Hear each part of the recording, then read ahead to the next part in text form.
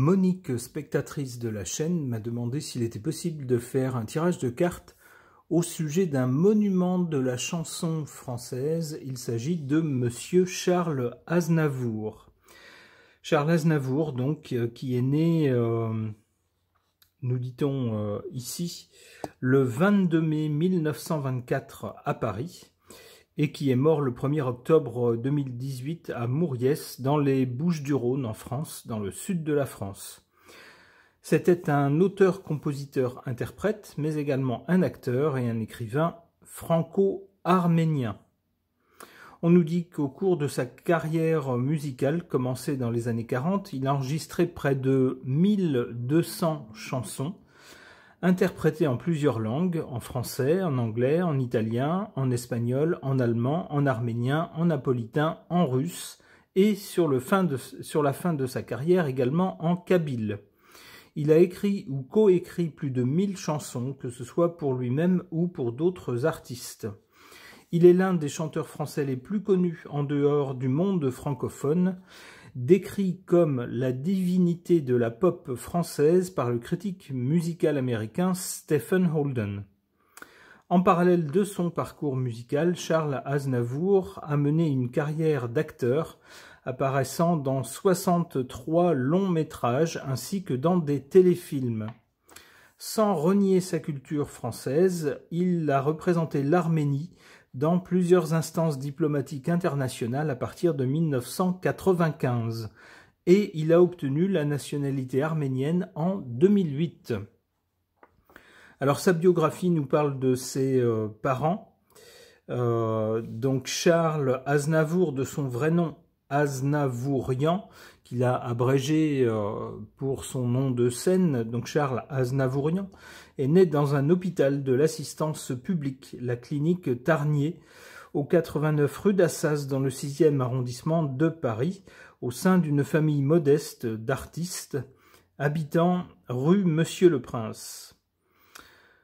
Alors, que nous dit-on ensuite? Alors, on nous parle de son père, de sa mère, donc venant d'Arménie, et qui s'était exilé au départ pour aller ailleurs. La France ne devait être qu'une étape, et puis ça ne s'est pas passé comme il l'avait espéré, et pour en finir, ils sont restés en France, ses parents.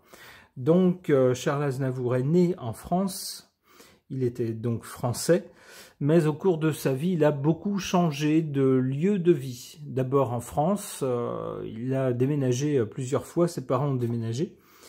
Il est allé vivre également en Suisse. Il a pendant un temps également vécu au Canada, plus précisément au Québec. Donc c'est quelqu'un qui avait un peu, on peut dire, la bougeotte, d'autant plus que avec sa carrière, au fil du développement de sa carrière, au fur et à mesure de la prise d'ampleur de sa carrière, au-delà des frontières françaises, c'est quelqu'un qui a fait des tournées un peu partout. Il est resté toujours fidèle et très attaché à ses racines arméniennes. Alors, pour tenter d'avoir une vue du personnage, essayer de voir quelles étaient ses forces et ses faiblesses, on peut regarder son ciel de naissance.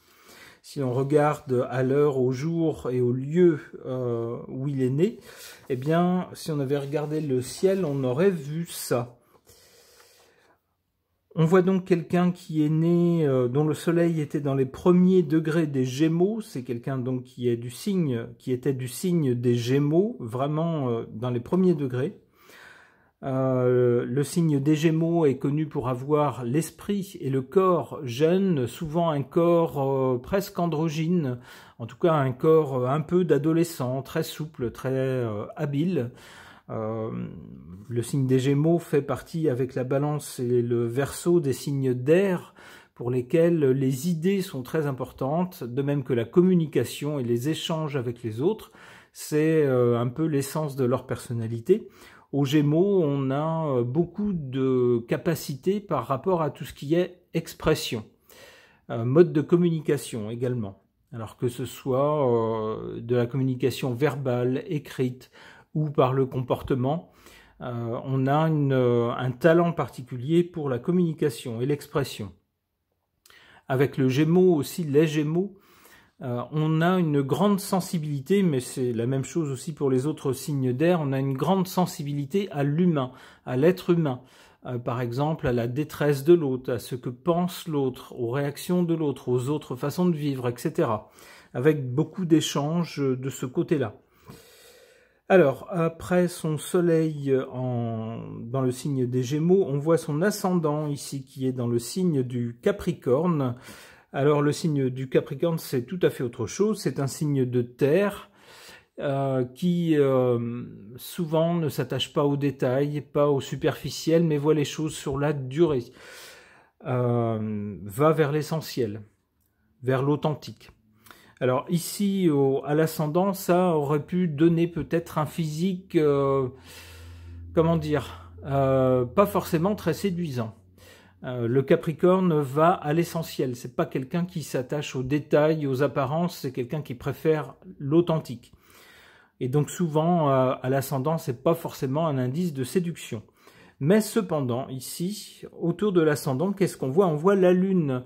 La Lune qui, dans un thème d'artiste, est significateur de foule, de public, de popularité. Ici, elle est proche de l'ascendant. C'est un signe de popularité. Cela dit, au niveau personnel, on voit ici la Lune en Capricorne qui représente comment on se sent à l'intérieur de soi. On voit que cette Lune est opposée à une conjonction Vénus-Pluton. Alors c'est quelqu'un qui devait avoir un charme, comment dire, un charme et un magnétisme très fort avec cette conjonction ici. En face de la Lune, on peut penser que c'est quelqu'un qui a beaucoup séduit les femmes, mais sans doute y avait-il une relation compliquée. Voilà. Je cherchais le mot, un mot qui n'engage pas trop, puisque la vie privée des gens ne nous regarde pas. Mais là, on ne voit que ça. Je suis désolé, c'est la première chose qu'on voit dans le thème. Ici, cette Lune opposée à cette conjonction Vénus-Pluton. On peut penser que c'est quelqu'un qui avait la conquête, les conquêtes faciles, mais des relations pas faciles ensuite. Que voit-on sinon? On voit ici Mars dans la maison 1, donc qui peut concerner l'ascendant aussi. Mars en Verseau. Alors ça, Mars en Verseau, c'est typique des gens qui se battent pour la liberté, qui ne supportent pas d'être contraints, d'être obligés par des choses ou des dictats débiles, si vous voulez. Ils veulent être libres, libres de faire ce qu'ils veulent, d'aller où ils veulent, de penser ce qu'ils veulent, d'exprimer ce qu'ils veulent. Alors c'est des gens qui peuvent être parfois surprenants, ils ne sont pas toujours là où on les attend. On pense qu'ils sont de tel type ou de tel, mais en fait ils ne rentrent dans aucune case.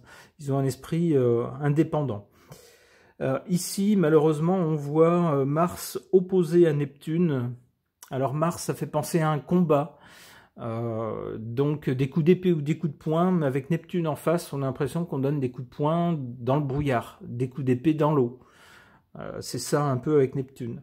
Alors il peut y avoir eu par exemple des combats stériles, des combats qui se finissent en queue de poisson avec Neptune en face, où on gaspille son énergie, en fait, son énergie combative pour un idéal un peu brumeux, pas très net, peut-être des choses qui vont s'avérer décevantes au final, ça peut être ça aussi. Qu'est-ce qu'on voit d'autre? On voit ici Jupiter dans son signe, dans le signe du Sagittaire. C'est le signe du Sagittaire qui souvent est associé à l'étranger ou tout ce qui est autre et étranger.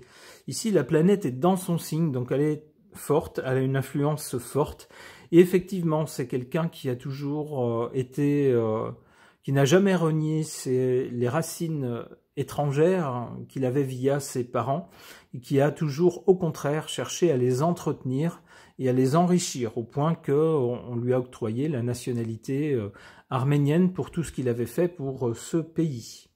On voit d'ailleurs que ce Jupiter ici est bien relié par un sextile à Mars, la planète de l'action, de l'affirmation. C'est donc quelqu'un qui a agi en faveur de quelque chose à l'étranger. Alors on sait que c'est l'Arménie. Quoi d'autre? Qu'est-ce qu'on peut voir d'autre? Alors cette planète Jupiter qui peut également représenter la loi ou les institutions, est ici en carré avec Uranus. Un carré, c'est quelque chose qui prend par surprise. Et ici, qu'est-ce qu'on peut avoir donc? Qu'est-ce que ça peut signifier? Eh bien, par exemple, à un moment donné, une action qui n'est pas dans le cadre de la loi. Et comme c'est en carré, eh bien, il y a un rappel à l'ordre, forcément. Alors, on sait que c'est quelqu'un qui, lorsqu'on lit sa biographie, on sait qu'il a eu à plusieurs reprises des déboires avec le fisc. Excusez cette petite interruption inattendue, ce n'est pas très grave, j'avais grosso modo fait le tour du ciel de naissance de Monsieur Charles Aznavour. Alors on va tenter de voir maintenant ce que les cartes peuvent nous dire à son sujet. J'interroge le tarot de Marseille.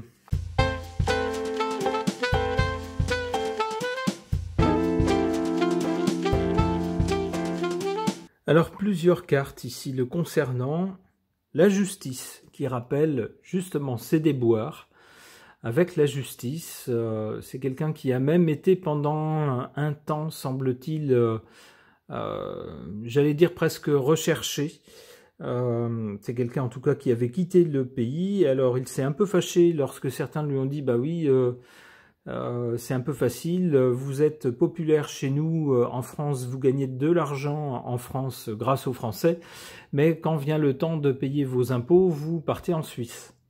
Alors il s'était un petit peu fâché en disant oui, je suis parti en Suisse parce que c'est un endroit qui me plaît comme un autre. Et si vous pensez que je ne paye pas d'impôts, eh ben c'est faux. En Suisse aussi, on paye des impôts. Voilà. Donc il avait un peu mis les points sur les i. Je dis un peu parce que malgré ces déclarations, il s'est avéré plus tard que Monsieur Aznavour avait créé, pour la gestion de ses droits d'auteur, il avait créé une société qui n'était pas domiciliée en France, qui était domiciliée au Luxembourg, ce qui lui faisait payer moins d'impôts. C'était une sorte de, d'opération pour payer moins d'impôts. Et ça lui a été reproché. Au tribunal, ça lui a été reproché, et c'est quelqu'un qui a dit, bah oui, mais moi, j'ai pas envie de tout donner à l'État français. Moi, j'ai travaillé dur toute ma vie et j'ai pas envie de tout donner. Bon, alors après, on en pense ce qu'on veut. Mais c'est ce que je vois en tout cas dans cette carte de la justice. C'est quelqu'un qui a eu affaire à la justice. Cela dit, avec l'étoile en carte centrale, on peut penser que malgré tout, malgré ses déboires, malgré des débuts difficiles dans la vie, sa biographie nous dit bien que ses parents n'étaient pas richissimes. Son père a même fait faillite, je crois. Il avait monté un restaurant ou une buvette, je ne sais plus, quelque chose comme ça. Et puis ça a fait faillite. Donc on voit que c'était des gens qui ne roulaient pas sur l'or. Eh bien, malgré tout, c'est quelqu'un qui aura eu une vie sur la pente ascendante, si vous voulez. Parti de pas grand-chose, il aura rejoint les étoiles dans tous les sens du terme. C'est devenu une étoile. Alors, il me semble même qu'il a eu des distinctions à l'étranger, hors de nos frontières, qui ont reconnu son talent. Et puis, finalement, à la fin de sa vie, c'était quelqu'un qui était connu partout dans le monde. Donc l'étoile, une sorte de protection sur lui, des choses qui n'ont fait grosso modo que s'améliorer au point de vue statut social, notoriété, richesse. Alors ça n'exclut pas bien sûr des événements dramatiques et douloureux, comme dans toutes les vies. Le jugement, c'est ce qui vient après, une fois que ce monsieur a rejoint les étoiles. Le jugement, ben, c'est ce qui se passe maintenant. C'est-à-dire que son œuvre et son talent restent au-delà de sa mort, puisque on entend toujours ses chansons, alors peut-être un peu moins que de son vivant, mais n'empêche, on les entend toujours. Elles sont aussi reprises par des générations plus jeunes, qui peut-être, pour certaines, ne l'ont pas connu à l'époque. Et c'est voilà, c'est son œuvre qui est jugée, et qui est jugée favorablement, puisque son œuvre lui survit et reste. Fait désormais partie du patrimoine culturel français.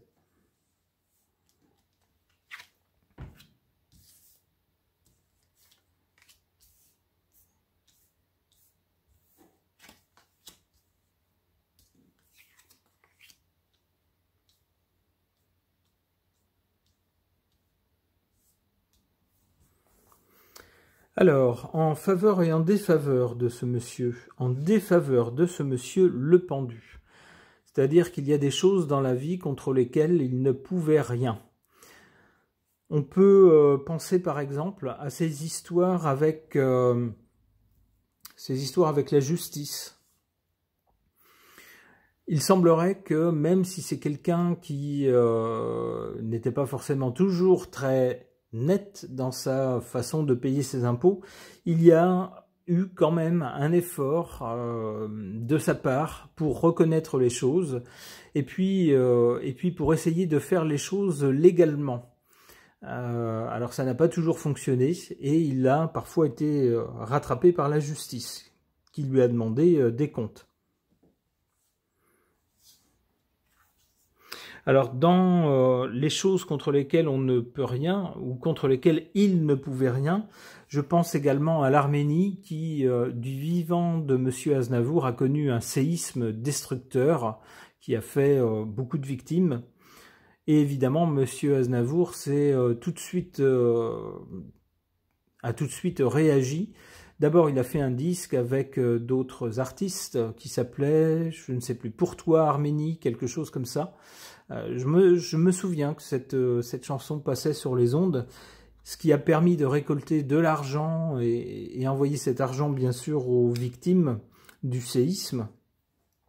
Donc ça pouvait être ça aussi, tous les déboires connus par ce petit pays, l'Arménie, un pays en conflit avec son voisin, l'Azerbaïdjan, avec des relations qui sont compliquées, même maintenant. Avec une partie du territoire qui a été perdue il y a quelques années. Tout ça, ce sont des choses contre lesquelles M. Aznavour ne pouvait rien, malgré tout son amour pour ce pays, l'Arménie. Il ne pouvait être que spectateur des événements. En carte favorable le concernant, cette carte de l'ermite, qui correspond tout à fait au signe du Capricorne, qu'on a vu valorisé dans son ciel de naissance. C'est-à-dire qu'avec l'ermite, on ne nous promet pas un chemin doré et pavé de rose. On nous dit que le chemin sera long et pas facile, mais qu'il y a une lumière au bout. Et que si on s'accroche, si on s'efforce d'être authentique, de faire ce qu'on peut, eh bien, on est récompensé. Ici, on peut dire qu'il l'a été. Son talent a finalement été reconnu et s'est répandu, on peut dire, partout dans le monde. Sa notoriété est une notoriété mondiale.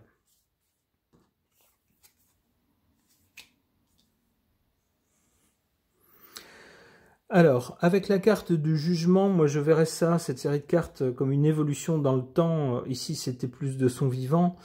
L'étoile, c'est sur toute la durée de sa vie, c'est quelqu'un qui a été finalement protégé depuis les débuts difficiles, y compris en tant qu'artiste. Ça n'a pas fonctionné tout de suite, il a fallu qu'il s'accroche et qu'il tente de diverses manières avant de commencer à être un peu connu, à gagner un peu d'argent.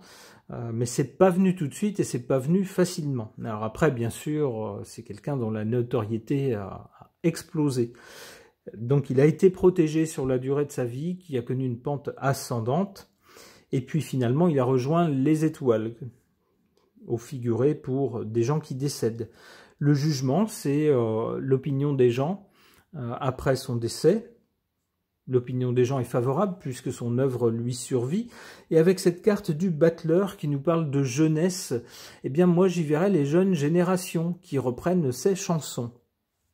Une autre carte, je ne sais pas si ça va nous parler encore. Le monde, le monde c'est une réussite finalement. de sa vie, si on la prend dans sa globalité. Et puis le monde, c'est aussi sa notoriété qui ne s'arrête pas aux frontières françaises, mais avec des chansons qui sont connues partout. Ok. Concernant Monsieur Aznavour, Charles Aznavour, et pour tenter d'en savoir plus sur sa personnalité, son caractère, j'interroge mon oracle des personnages.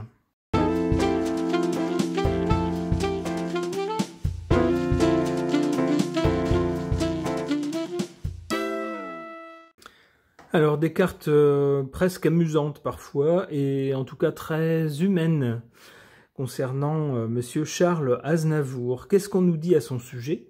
On commence par la carte de l'observateur. On nous parle de quelqu'un qui est plutôt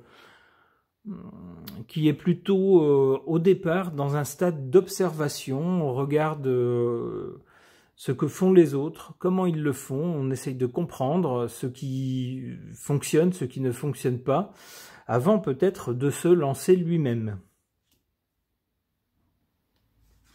Ensuite, on a cette carte du beauf. Vous savez, le beauf, c'est ce personnage, comment dire, qui n'a rien d'une star. C'est un personnage du quotidien, avec pas toujours des manières très raffinées, mais mine de rien, c'est la personne qui assure tout au quotidien et sur lequel on peut compter.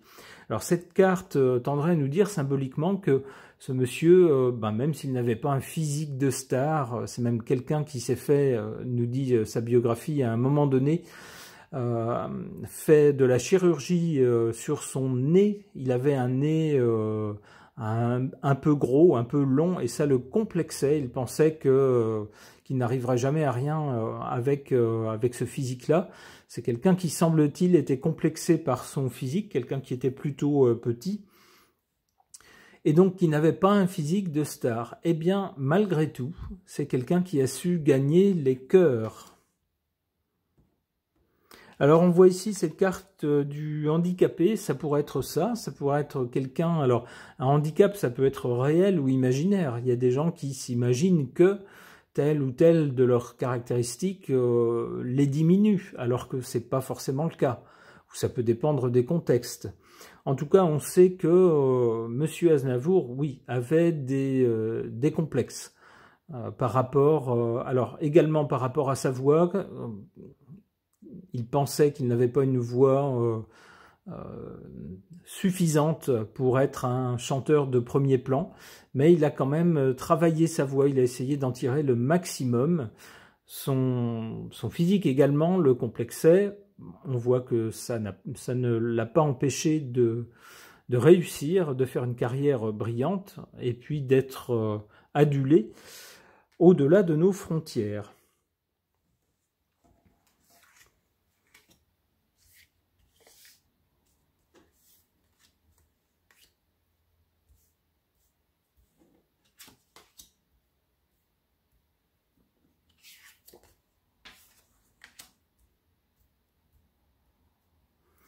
Alors j'y repense maintenant, ça me vient en voyant cette carte du handicapé, les complexes en fait, réels ou imaginaires, enfin pour des traits qui peuvent se révéler source de complexes, c'est assez aussi en lien avec le signe du Capricorne, qui a toujours tendance à se censurer, à se trouver pas suffisamment compétent, pas suffisamment voilà, ceci ou cela.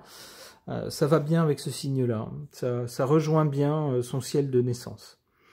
Alors sinon en faveur et en défaveur de ce monsieur, on a en sa défaveur cette carte du terrien, quelqu'un qui est proche de la terre, c'est-à-dire quelqu'un qui est pas... c'est pas une bête du showbiz, si vous voulez. C'est quelqu'un qui, à la base, a plutôt des valeurs simples, plutôt des valeurs proches des gens, proches de la terre. Et peut-être que, justement, dans sa carrière, ça a peut-être été quelque chose qui lui a été défavorable. De même, son attachement au pays d'origine de ses parents, l'Arménie. Alors maintenant, c'est très à la mode de faire valoir des racines d'ailleurs. C'est très enrichissant d'ailleurs, c'est une culture en plus de la culture française, donc c'est très bien vu maintenant, mais à l'époque c'était peut-être pas forcément un avantage de se dire ah bah celui-là il s'intègre pas dans le showbiz, il n'a pas des manières du grand monde, au contraire il fait un peu pecno, attaché à son terroir, et c'est peut-être ça qui à un moment donné, peut-être, n'a pas trop aidé sa carrière si c'était quelqu'un qui avait ces caractéristiques. C'est comme ça, en tout cas, que je comprends cette carte. En revanche, nous dit cette carte ici en position favorable, la carte de la personne sociable, c'est quelqu'un qui n'était a priori pas sectaire, était capable de parler à tout le monde, de se caler sur la même longueur d'onde qu'un peu tout le monde, quelqu'un qui n'avait pas d'a priori sur tel ou tel type ou genre de personne, tel ou tel milieu, et quelqu'un qui pouvait tout à fait se fondre dans tout type de cercle de la société, des gens les plus modestes aux gens les plus fortunés ou les plus socialement élevés, des gens artistes, des gens qui ne sont pas du tout, des gens qui sont un peu, vous savez, la tête dans les étoiles, d'autres qui sont au contraire très les pieds sur terre, tout type de personnes. C'est ce que nous montre cette carte et ça a certainement aidé dans sa carrière à nouer toutes sortes de contacts, à faire tout type de rencontres, dont peut-être parfois des mauvaises rencontres, mais aussi des personnes influentes.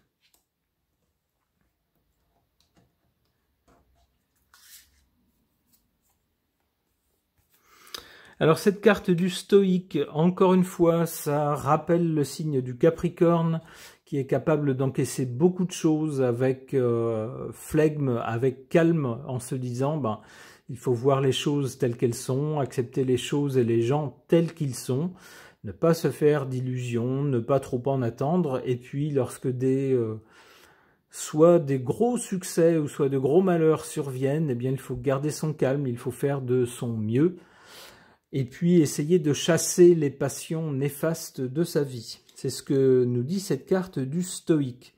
Peut-être que c'était quelqu'un qui, dû à des débuts difficiles dans la vie, a très vite,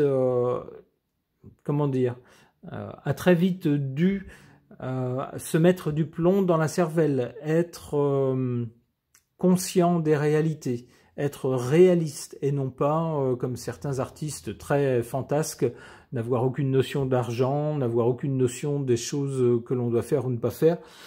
Au contraire, avec cette carte du stoïque, on peut penser que c'est quelqu'un qui très vite a pris des responsabilités et puis a très vite été conscient de tous les enjeux dans la vie.